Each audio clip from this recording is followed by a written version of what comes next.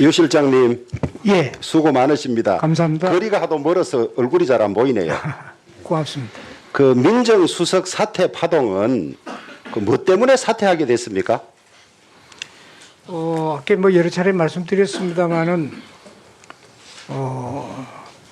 민정수석이 이 인사에 대통령으로부터 그거를 위임받은 거 아니고 대통령 인사함으로 보좌하면서 법무와 검찰 사이에 협의 조율하는 역할이었는데 이번 그 검사장 인사를 할 때에 많은 협의를 했습니다만은 마지막에 대통령의 승인을 받고 발표 과정에 민정수석이 생각할 때는 충분한 협의가 되지 않았다고 생각을 했고 박범계 장관은 장관으로서 그걸 제청을 하고 또 대통령이 제가를 하는 그 과정에 충분히 협의가 이 정도면 됐다 생각하고 간 겁니다. 그 사이에 이제 민정수석은 그 원만한 그 법무와 검찰 사이의 그런 역할, 중재자로서의 역할, 조율자의 역할이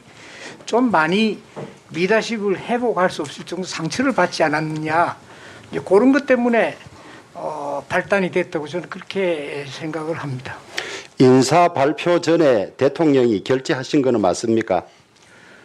그 부분 결재라는 부분은 이렇게 봐야 됩니다. 통상 인사라는 게 인사 결정이 되고 나면은 승인을 받고 인사권자 승인을 받고 그 다음에 그 내용을 발표를 합니다. 언론에 발표하고 그 다음에 이제 전자 결재를 하고 그렇게 하고 효력이 이제 임명 일자가 이제 이래 가듯이 그 과정에서 정확하게 절차가 지켜졌습니다. 그런데 실장님 그거는 그래 말씀하시면 안 되죠. 네. 대통령의 국법상 행위는 문서로 하게 돼 있지 않습니까?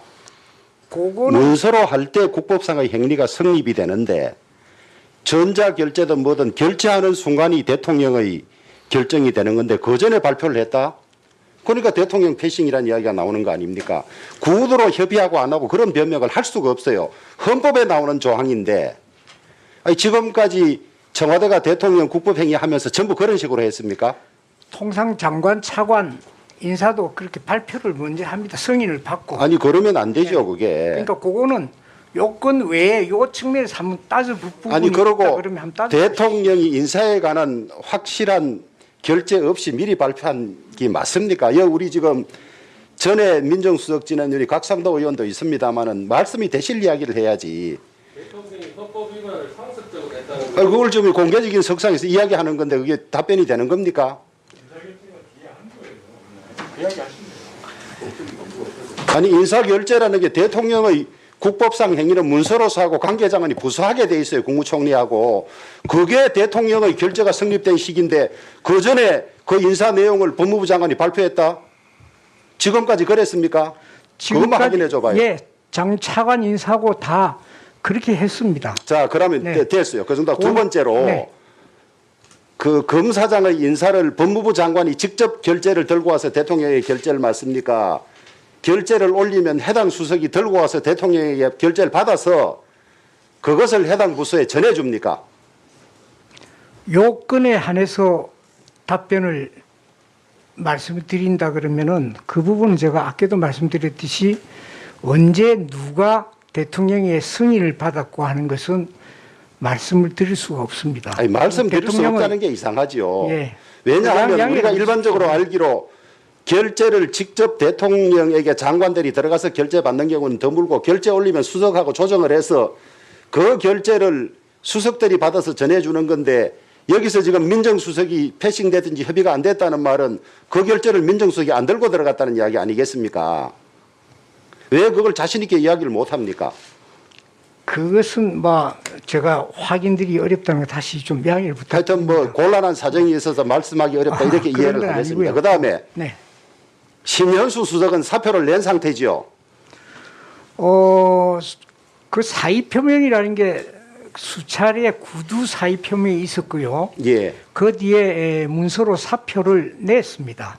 사표가 반려됐습니까? 여러 가지 뭐 해석이 가능할 수 있는데 월요일 날은 일단 대통령에게 모든 것을 일임한다.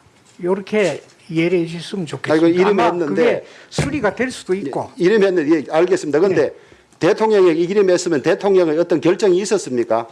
없었습니다. 옛날에 무슨 뭐 이 저 부총리들이나 뭐 사의 표시하면 적각 반려했다 뭐 이런 발표들이 있던데 이건 왜 저 대통령에게 이름했는데 사표는 지금 제출돼 있는 상태고 이름했으면 그 결정이 남아 있는 거 아닙니까? 수리를 하든지 예. 반려를 하고 계속 근무를 하라고 하든지 뭐 이래야 될 텐데 지금 정확한 상태가 어떤 상태입니까?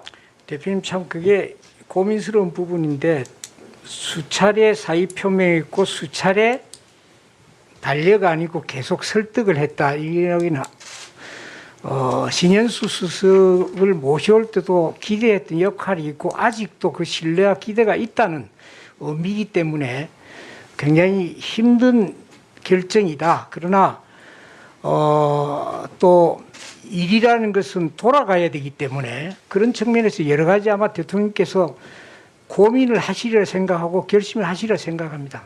본인은 사표를 내고 철회를 하지 않았고 대통령에게 일임했는데 대통령은 수리도 하지 못하고 반려도 하지 못하고 그냥 있는 어정쩡한 상태다 이렇게 이해하면 그건 되겠습니까? 아니고 그 소통 수석이 월요일 날 언론에 이야기했듯이 사퇴 문제는 일단락됐다 그렇게 발표를 했습니다. 일단 아니, 일단락 됐다면 반려를 하든지 사퇴 의사를 철회해야 일단락된 것이지 수차례 사퇴 의사를 표시하고 사표도 제출하고 아직도 그 뜻을 굽히지 않고 있다면 어떻게 그게 일단락된 것이겠습니까? 펜딩 상태지. 대표님 조만간에 아마 결론을 내리겠습니다. 그만큼 곤혹스럽다는 말씀을 제가 좀 그러면 저는 이렇게 이해하겠습니다. 네. 사표를 고집하고 있는데 수리도 못하고 반려도 못하고 있는 어정쩡한 상태다. 그렇게 뭐 그게 오래 가겠습니까? 예.